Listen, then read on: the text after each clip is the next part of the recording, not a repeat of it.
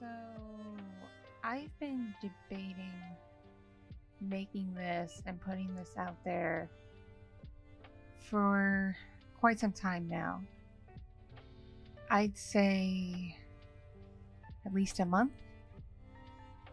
A month sounds about right. But after spending quite a bit of time alone with my thoughts and my feelings and all that good stuff, I realize this is necessary. This is something that I need to do. Mostly to help myself. And perhaps help someone else out there who may have gone through what I have. Or might be in a situation where they could be going through what I've gone through. How do I put this? Here we go. Let's start with some hypotheticals.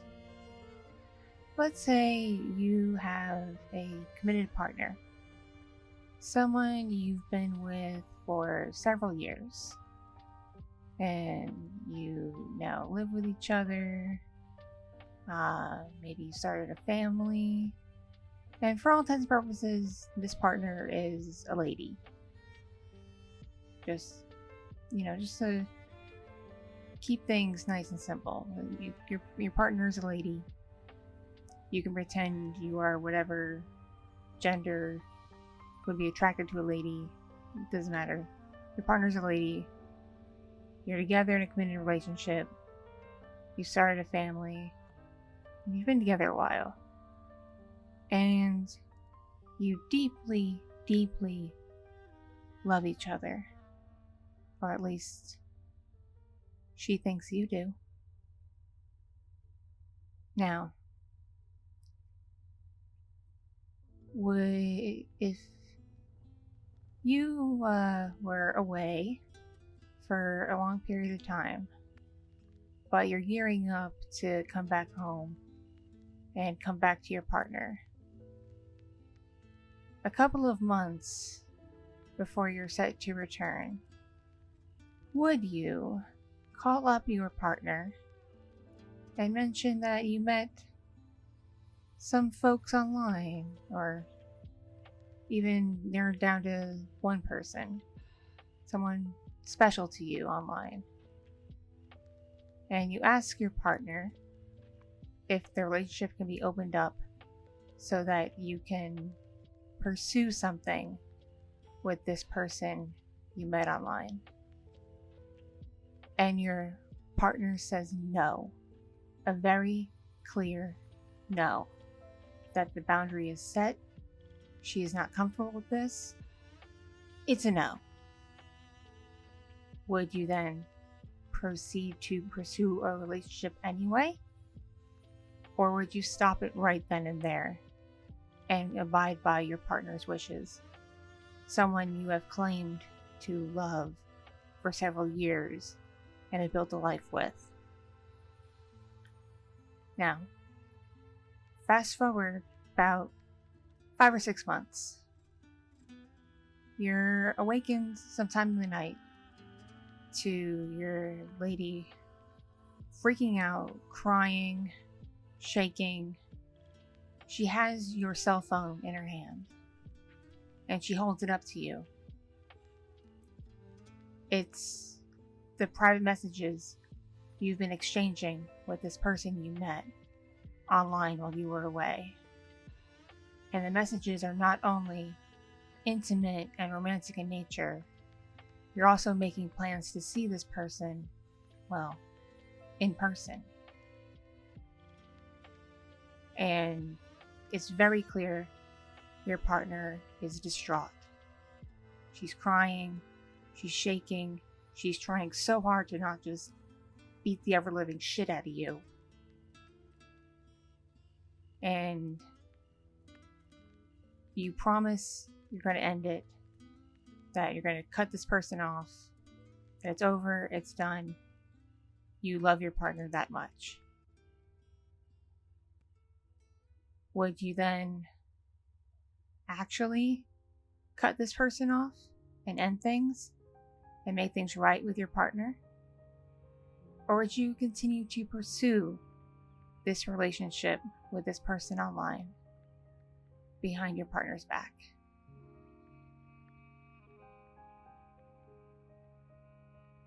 Fast forward a whole year.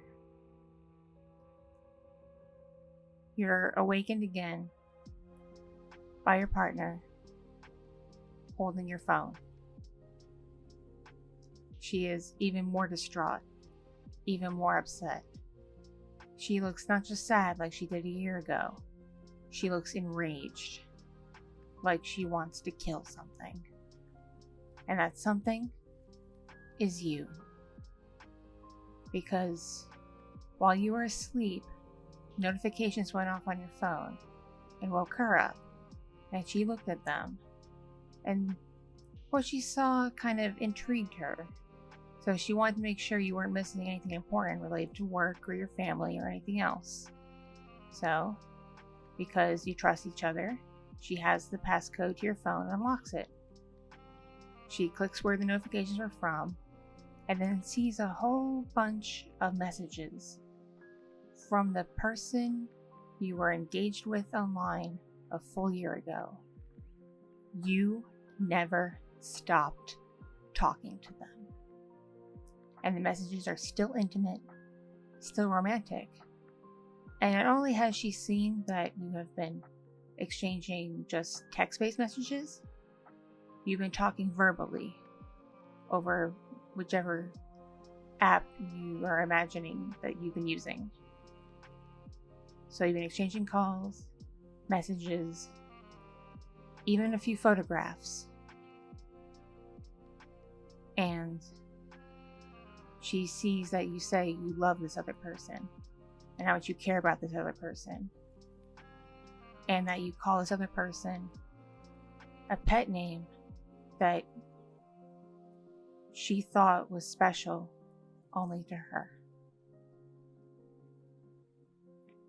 And not only that, but she's caught you talking to a second person who knows the first person and is able to do the math and realizes that for over an entire year, you went behind her back and were in a long distance sort of poly-triad relationship with two lovers, not just one.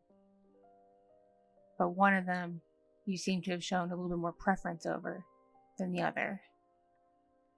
And to make things more interesting, you are in your mid-30s. These two online partners of yours are more than 10 years younger than you are. They are barely even out of university, barely old enough to drink alcohol in the United States. Would you treat your partner like she's crazy and just try to shut her up, get her to calm down, say whatever it takes to get her to just leave you alone? Say you'll end things, but you'll say you end things in your own time.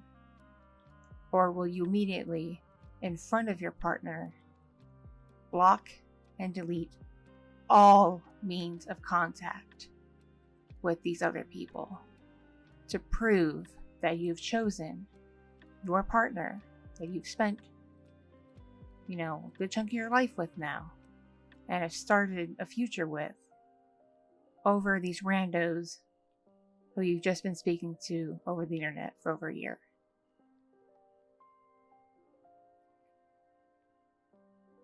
Now, time passes. The choice you made was the first option, not the second. And it's been weighing down on your partner. You two started therapy for couples to try to work through your issues.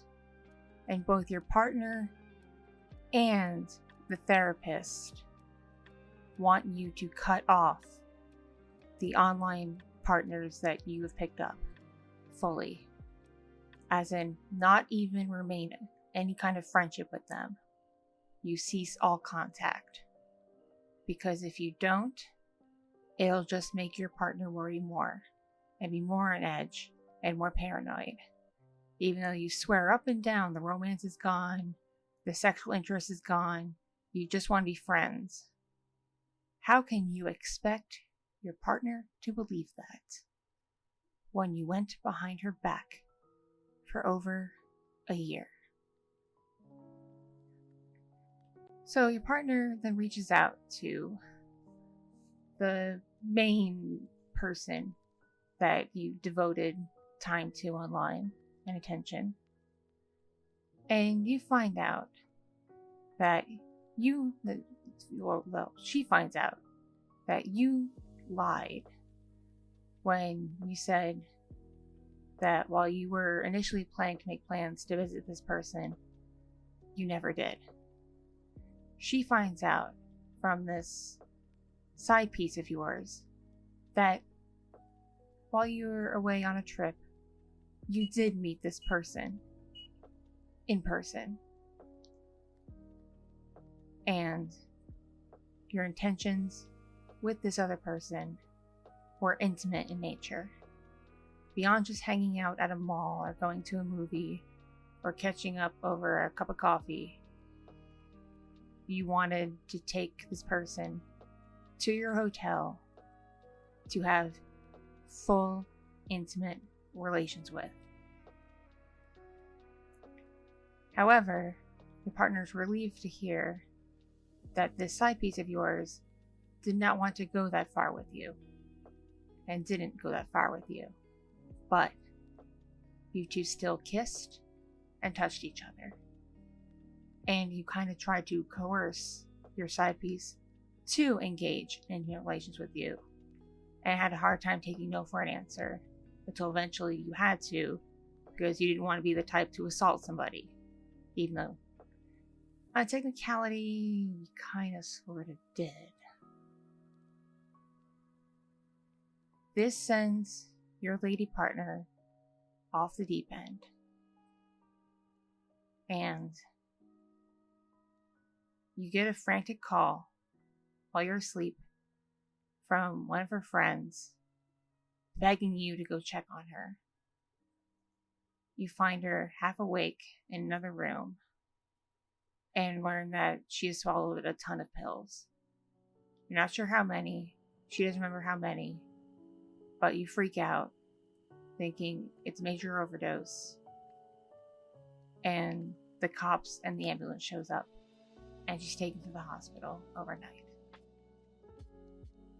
Yes, what you have encountered is what you feared. Because of everything culminating together, she couldn't take it anymore. She couldn't take the pain. She couldn't take all the what ifs. She couldn't handle the idea that there could be other things you're hiding, even though you swore up and down that that was the end of the lies and the end of everything else. The only thing you didn't do yet was cease contact with those two side pieces of yours. So, with all that stress piled upon her, all that pain, she chose to try to end her life. And of course, did not succeed. The hospital cleared her. She did not take enough pills to poison herself. And in less than 24 hours, they let her go home. But she's not happy. She still feels like ending things. She's given up. She feels worthless. She feels replaceable. At that point, would you finally cut off these side people you were talking to? Or do you keep pressing the matter to your partner and the therapist that you want to maintain a friendship with them, but eventually you will end contact on your own terms? Now, based on previous information, What do you think the choice was? Yeah. Attempted suicide by your partner was not enough for you to give up on these two other people. It made you think clearly and hard about it, but it wasn't enough to make you do it immediately.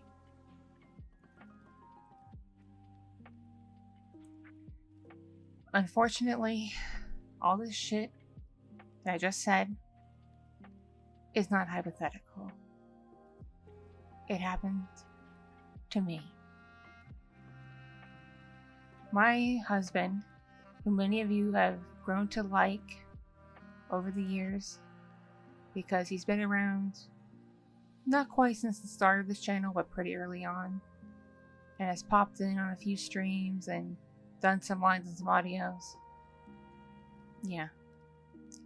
Turns out he was a lying, deceitful, gaslighting rat bastard who went behind my back for over a year and even tried to sleep with one of the people he went behind my back with.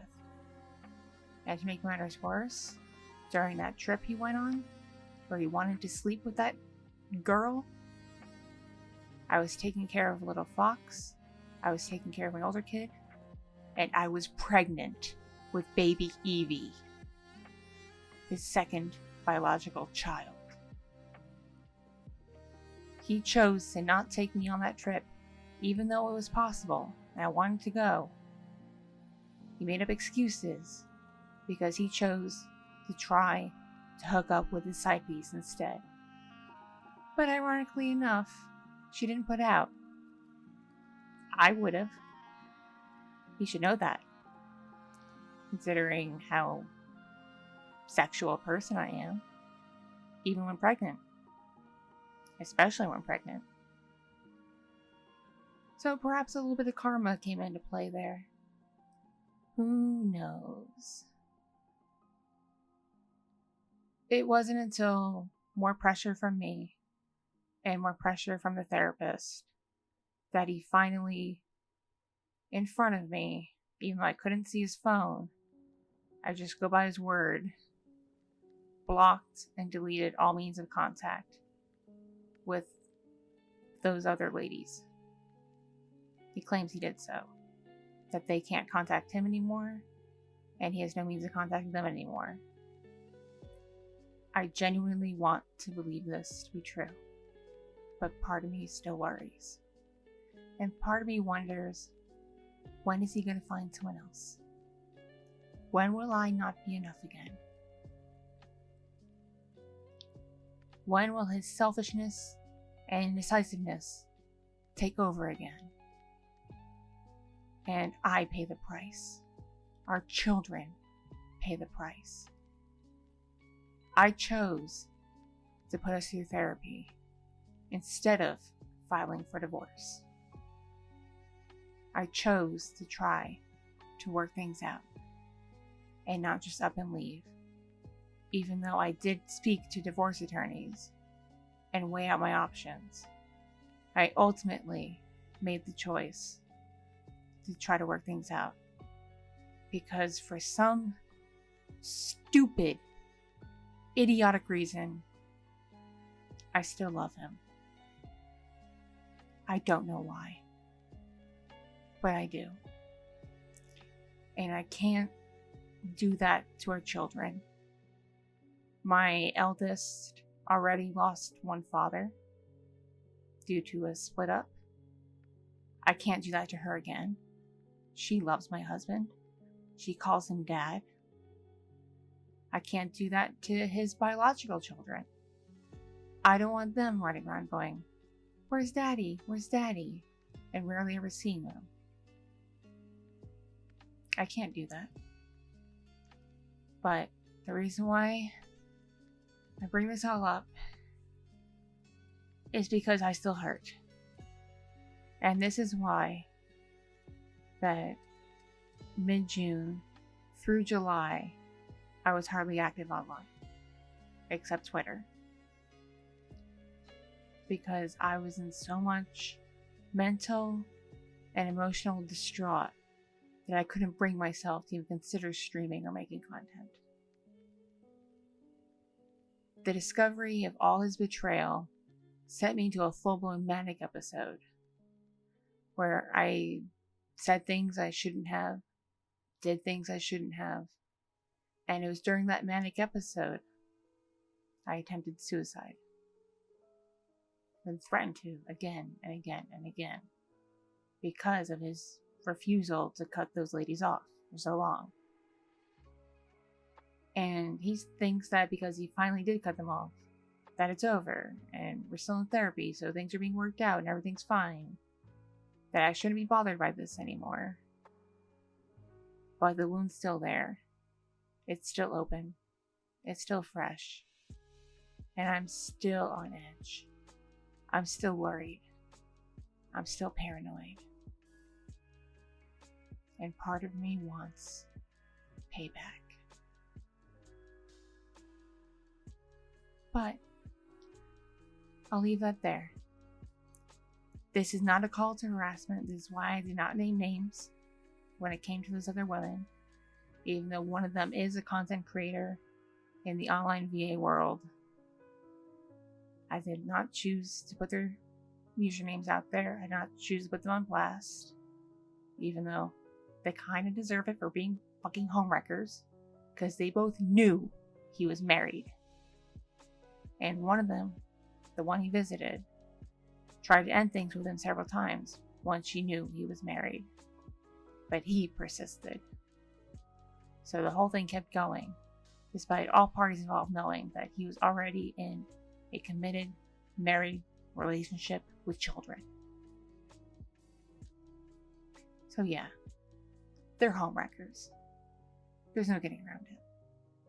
But I'm not so ruthless, I'm not so cruel, that I put them on blast for my audience of tens of thousands of people to potentially go after them. Also, this is not a call to attack my husband. If you happen to know any of his social medias, leave him alone. Ignore him. Heck, if it's too tempting to be mad at him and say something, block him. Just keep him out of your life and your thoughts, if that's what it takes. This is not a call to hurt him either. However, darling husband, if you happen to be listening to this, just know, you pull anything like this ever again, because now that people know you've done this once, I'll have more eyes and ears keeping watch and listening for any signs of you going up to no good again. So that means less work for me. So what I'm trying to say is, if you try to pull any of this shit again, because your selfishness and indecisiveness and other bad traits take over, I will find out. And likely a lot faster than I did this last time. And if you do choose to go that route, if you do choose to fool around again and betray me, I won't choose to stay again. I will leave you. And I will take the kids with me. And depending on how heinous your actions are, I may decide to not even stay in the States. Because as a Jewish person who's ethnically Jewish, with ethnically Jewish children and family in the state of Israel, I have full legal rights to pledge Aliyah and take my family to go live there. It's all a matter of filling out paperwork and making some phone calls. I am willing to go that far, depending on how badly you fuck up. So if you want this to actually work, if you actually love me and care about me and want to keep this family together, you'll have to understand that I'm still hurting, that I'm still in pain, that I will not get over this overnight, that I will not trust you again overnight, if at all. You will have to work your ass off. You think you work hard in your day job? You think you work hard in the military? You'll have to work 10 times harder than you work at those things to earn my trust back. You can't be lazy about this. Because, well, this happens again. There won't be a happy ending for you. You'll go back to the life you had before you had me. And the thing about it is, you may not even have the blessing of seeing your kids that often either. You'll be all alone again. Just like how much you complained about being alone when we first got together and how much it sucked. So, if you don't want any of that to happen, and if you truly, genuinely love and care about me, you'll make a conscious effort to work your ass off to rebuild my trust and never, ever stray again. Not even an inkling of it. Not even a hint of it. Do you understand me? And if you try to start a fight over this, the fact that I chose to finally tell this story to my audience, you will not win this battle. Because they have a right to know why I sometimes freak out during streams. Why some things are now triggering for me. Why some of my content's been kind of weird. It's because of you and what you've done.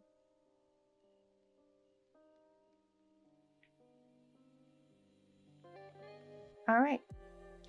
Now that I've gotten that off my chest, how about a spicy lewd Patreon preview, eh?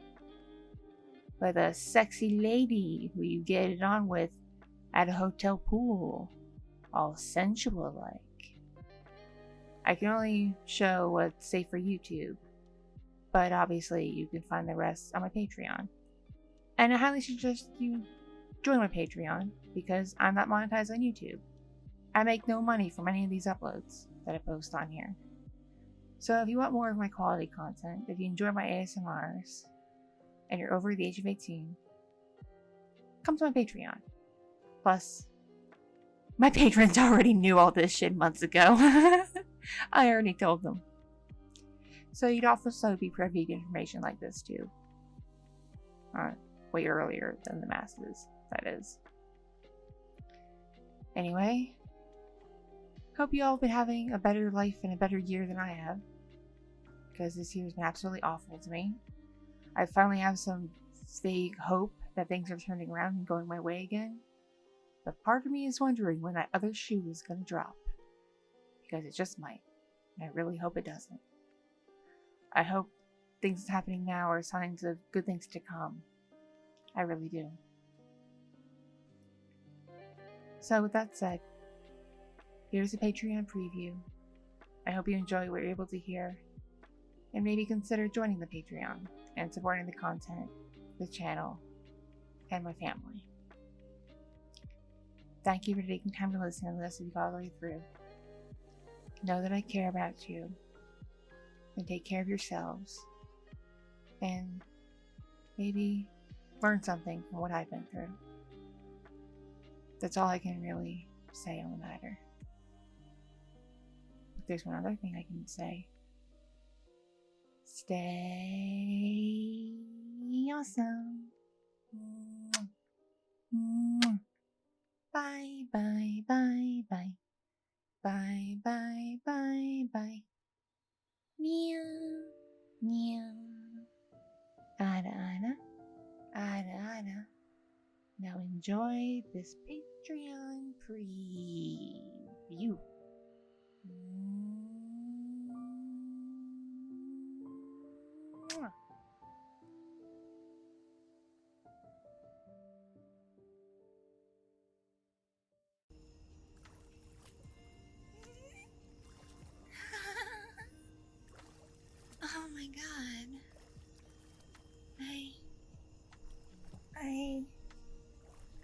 can't believe we're actually doing this, or might get to do this.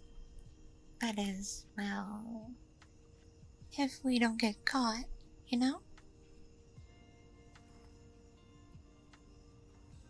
You got everything you said we'd need, right? Okay, so you got, like, the weights. Ah, okay, yeah. Sorry, this is kinda your thing. I don't really know too much about it. But, I do want to make you happy. And, of course, I want to make you feel good. So I'm, well, willing to give this a try. For you. Because, well, we have this connection, remember? Our special connection.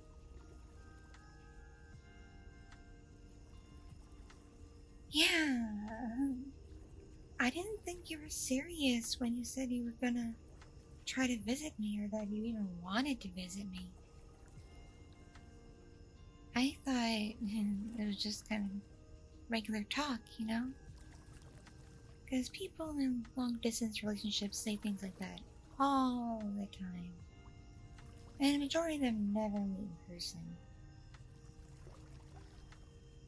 So, when you said that your work was having you come out this way for a training seminar type thing, and you said you'd be in town and wanted to see me, well, I admittedly didn't take it super seriously. Because for one thing, I wasn't sure if that was actually true, or if you were just saying that to get me excited about a potential visit. You never know. But also I figured, even if it was true, you'd be too busy with your work stuff and probably really too tired afterwards to come out and meet me. Even though you claimed it's in the general area of where I live. See, I need to say, when you showed up in town and was like blowing up my phone telling me that you're here, you're in town, you're done with your stuff for the day, and you really want to see me. Well, immediately, I was gonna go to bed, but because you were so persistent, I figured, why not? I can make myself stay awake. Especially if it meant having some fun with you, baby.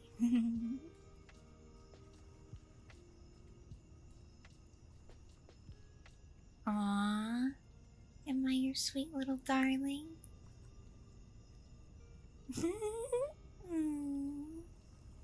You're so sweet on me. So yeah, this was a pleasant surprise that you were able to come all this way out here and still have time to visit. And thanks for dinner, by the way. It felt like kind of a proper date, you know? And admittedly, I haven't really been on a real date in a long while. I mean, come on, I'm way younger than you. You have a ton more life and relationship experience than I do.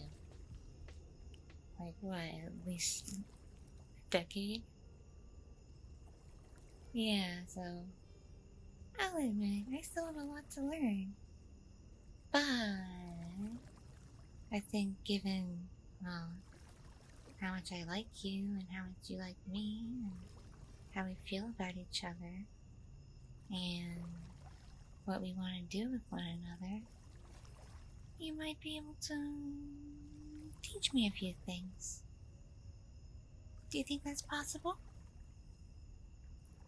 I mean, I'm already learning things right now. I never knew people were into fucking in water.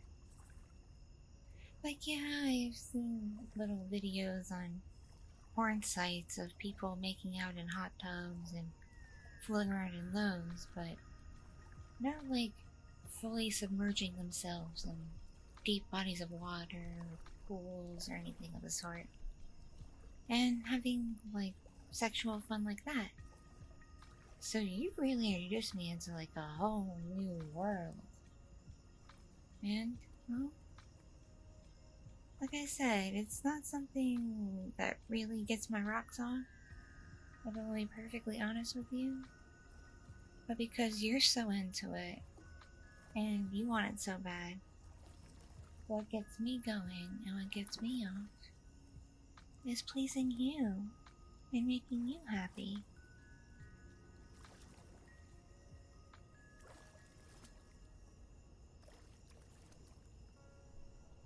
Yeah, it was a nice coincidence that we were both free at the same time tonight. And usually I'm at work this late. Or in bed, like I said before.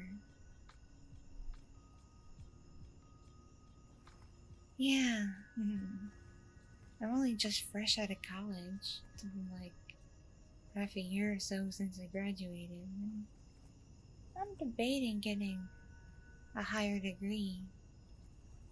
But for right now, I just want to work, save up some money, have some fun. Cause like, I still live with my parents. And that's not cool. It's kind of lame, actually. I'm a grown woman now. Granted, not very old, but I'm still a grown woman. I'm at least old enough to drink finally. Finally. So now my friends ask if I want to go out and party, I actually can and not feel weird about it. But that's besides the point. Anyway, are you sure no one's gonna catch us? I mean, this is a hotel pool. Surely there are cameras and things around, or at least a security guard who patrols the property. What would happen if we got caught?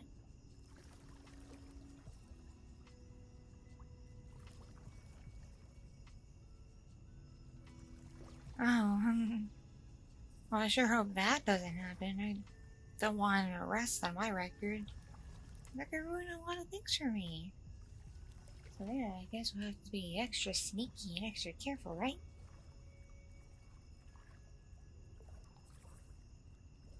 Okay, yeah. Yeah, I understand that. And look, way over there, it's pretty dark and shady. Even though it is nighttime already, it's extra dark over there. So I think even if someone were to walk by, and we play things carefully, they may not see us. Just depends on how stealthy we can be. And you've told me online that you pride yourself on your stealth abilities. Among others, of course.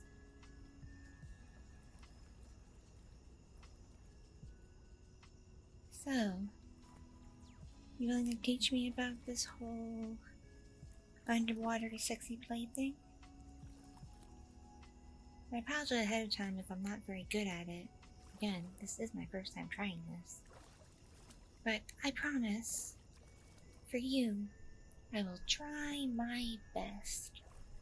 Because I really do want to please you. And make you happy. And make you feel special. Because, well, you've told me quite a bit about how lonely you feel sometimes and how you don't feel appreciated and you don't feel special and other things. It's kind of sad. So, I feel like it's my job to perk you up and do something really, really nice for you. And something pleasurable, of course.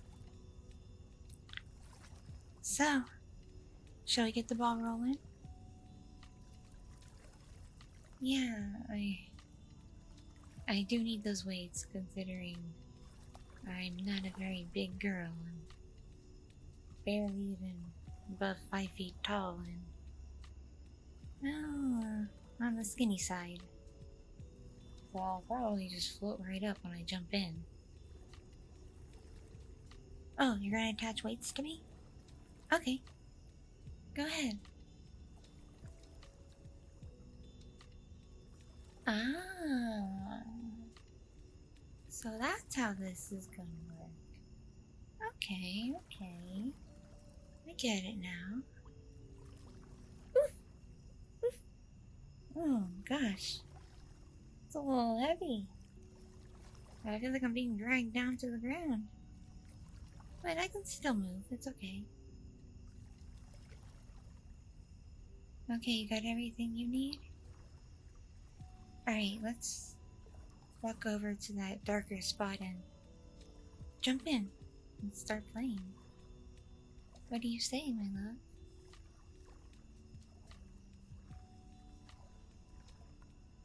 Alright then.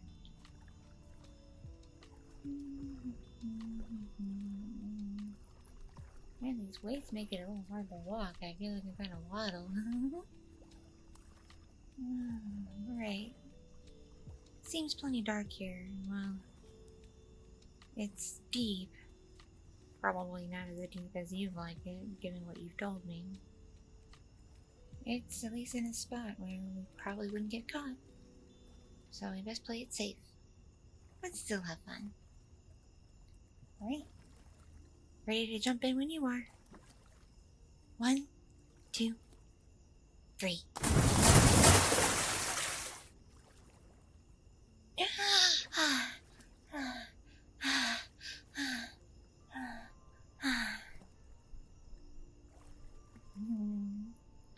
I look good with my hair all wet and dripping, and my one-piece swimsuit all soaked and shiny.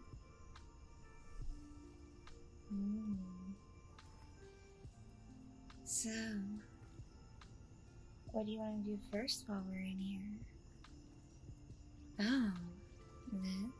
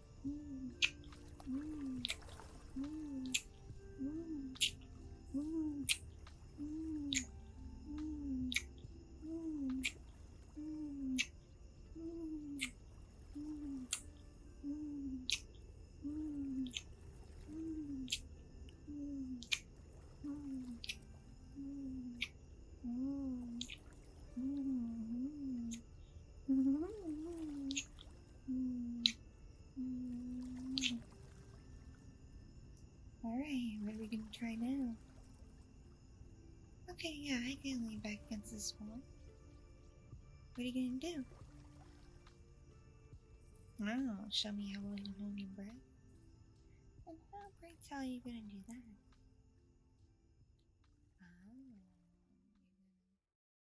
Thank you so much for watching and listening. This audio is brought to you by my patrons on Patreon, kind donations on Ko-fi and other platforms, my subscribers on Fansly, and other means of support from kind viewers just like you. If you enjoyed this content, be sure to click the like button, leave a comment for the algorithm, and if you're brand new here, please subscribe. See you next time.